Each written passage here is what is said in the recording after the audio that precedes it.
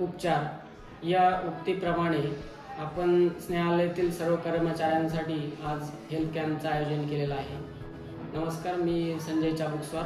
आपण गेल्या 3 वर्षापासून आपल्या स्नेहालयामधील सर्व कर्मचारी आणि कार्यकर्त्यांसाठी एक हेल्थ चेकअप कॅम्पचं आयोजन करत असतो।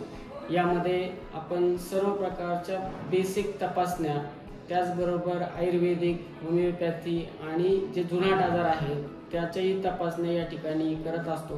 आणि याचा उद्देश की आपल्या सर्व कार्यकर्त्यांचं शारीरिक तसेच मानसिक आरोग्य व्यवस्थित राहावं, त्यासाठी आपण या कॅम्पचं आयोजन गेल्या 3 वर्षापासून सातत्याने करत आहोत। धन्यवाद। नमस्कार, मी डॉक्टर अंशू मुळे। आज आपण स्नेहालयाचा जो स्टाफ आहे सर्व वेगवेगळ्या प्रोजेक्ट्सचा, त्याच्यासाठी आपण आरोग्य शिबिर आयोजित केलेलं आहे।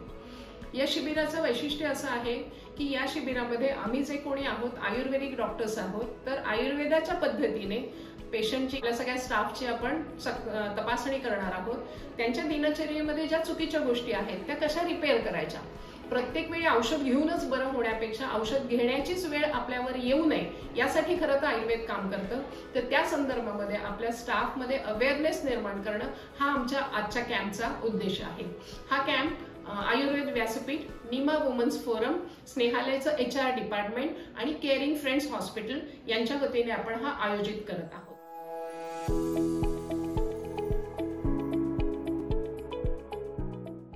Here in Snehalaya for a caregivers camp which has been organized. So this time it's in the hospital, and I think it's well arranged that the caregivers are being screened initially, and those that have problems are being sent to us to be seen. So I think it's a good thing that caregivers are being looked after, because often if they are not well, then how will they look after those that need care, the children and the women who are here. So this is a very good initiative.